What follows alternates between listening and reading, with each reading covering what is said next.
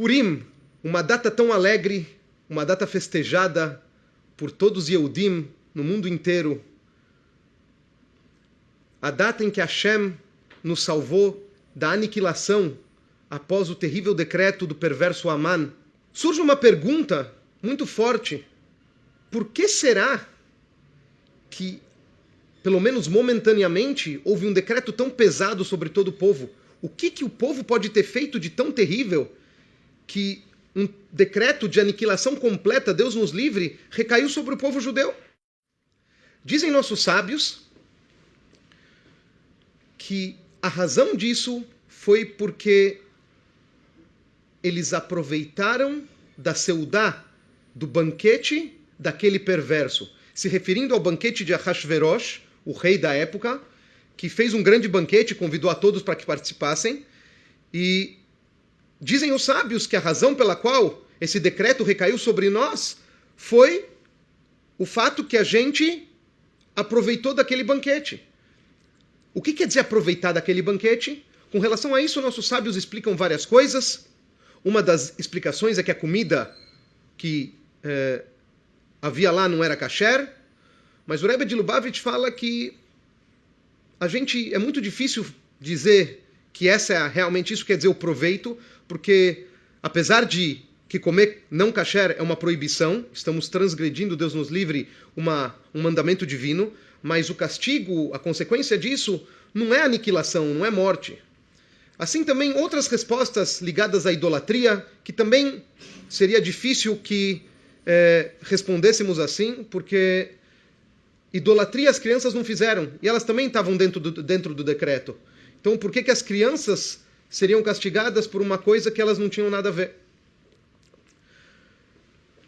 Na verdade, a resposta para isso se esconde nas próprias palavras dos sábios. Eles aproveitaram da seudá, da refeição, do banquete daquele perverso, do Ahasverosh. O que quer dizer se aproveitar da refeição, daquele banquete? O que aconteceu foi o seguinte: o povo judeu vivia nas terras, nos países do rei Ahasverosh, e sendo assim, eles também foram convidados para o banquete.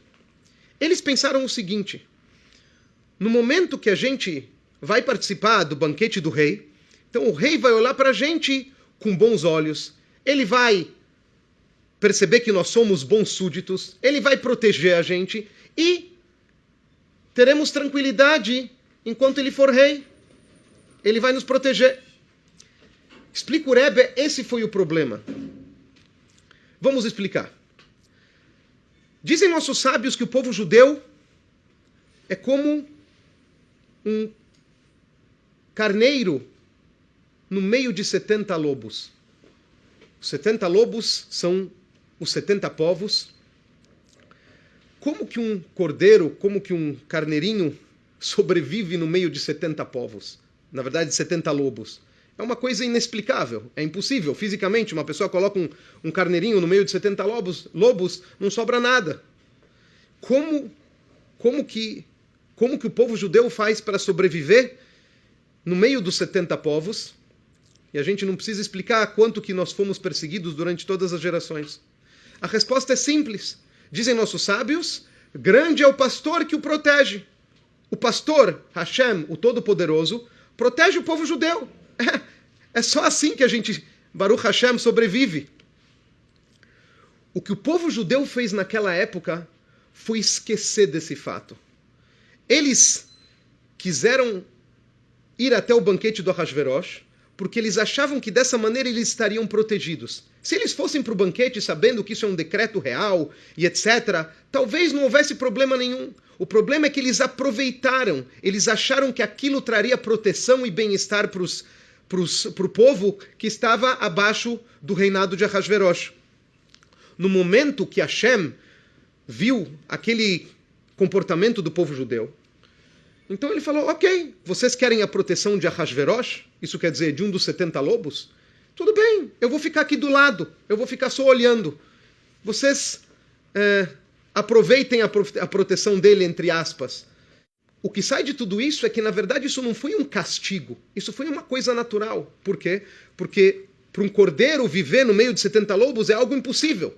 A única maneira dele se salvar é através da proteção do pastor. No minuto que o carneirinho fala, pastor, pode ficar aí do lado que eu vou conversar com os lobinhos. Então, obviamente, a gente sabe qual vai ser o final do carneiro. É isso que aconteceu. Eles se aproximaram de Ahasverosh, falando, pensando, vamos estar abaixo de Ahasverosh, vamos ir para a festa dele, ele vai gostar da gente, somos bons súditos, estaremos tranquilos. Hashem falou, Bevakashá, por favor, façam isso.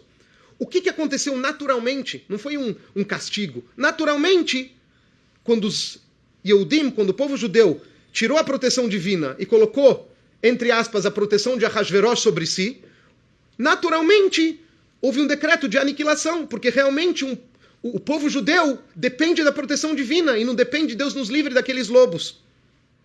Qual foi a solução? Como que foi solucionado esse problema? Como esse decreto caiu? Como que chegou a salvação de Purim, a grande salvação que festejamos hoje e assim será para sempre? Através da autoanulação perante Hashem, perante Deus. A rainha Esther decretou 3 dias de jejum.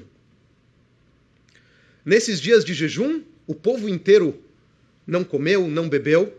E logo em seguida, a rainha Esther se apresentou perante o rei Ahasverosh com belas roupas e pediu para que ele participasse de um banquete, etc., como conta a Megilá.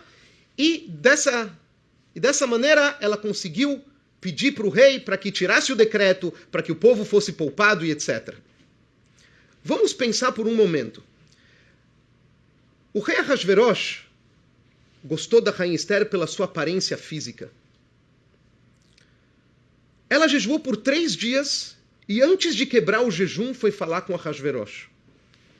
Surge uma questão muito simples. Ela queria que o rei ficasse encantado e escutasse o seu pedido? Então ela deveria ter comido para que a aparência dela ficasse boa e depois se dirigisse a Ahasverosh. O que ela fez? Ela jejuou 3 dias. A gente pode imaginar como estava a face, a aparência de alguém que jejua por 72 horas. E foi até o rei. Isso tem cabimento? Diz o Rebbe, essa foi a solução de todo o problema. O povo jejuou. Isto é, o povo falou, nós sabemos Hashem, nós sabemos nosso rei, que nossa salvação depende do Senhor e não depende de Ahasverosh. Por isso estamos jejuando, estamos retornando ao Senhor. A rainha Esther demonstrou isso com seus atos. Ela falou, nós sabemos que dependemos de Hashem. Isso que eu tenho que ir até Ahasverosh e tenho que pedir para ele é porque um ser humano tem que fazer aquilo que ele pode da maneira natural para se salvar. Vivemos num mundo natural e a gente tem que se comportar da maneira como o mundo é. E dessa maneira fazemos um receptáculo para a salvação. Mas isso é somente um receptáculo. Da mesma maneira como uma pessoa ele tem que trabalhar durante a semana, obviamente não no Shabat, para que tenha seu sustento. O sustento não vem diretamente do trabalho. O sustento vem de Hashem, vem do Todo-Poderoso. Existe gente que pode trabalhar dia e noite, a semana inteira, o mês inteiro, e chega no fim do mês e não tem dinheiro. Existe alguém que pode trabalhar por algumas horas, e ele, Baruch Hashem, consegue fazer uma boa parnassá, ele consegue ter o suficiente para sustentar sua família e até mais. Por que isso? Porque o sustento da pessoa não depende do trabalho. O trabalho é simplesmente um receptáculo para a bênção divina. Uma pessoa que faz aquilo que Hashem quer, a pessoa que se comporta da maneira correta, ele adquire para si mesmo grandes méritos e assim ele pode sustentar sua família. No momento em que ele trabalha, aquilo se torna um receptáculo para que ele possa receber sua parnassá, o seu sustento. E é isso que fez a rainha Esther. Ela falou, Hashem, eu sei que eu dependo do Senhor.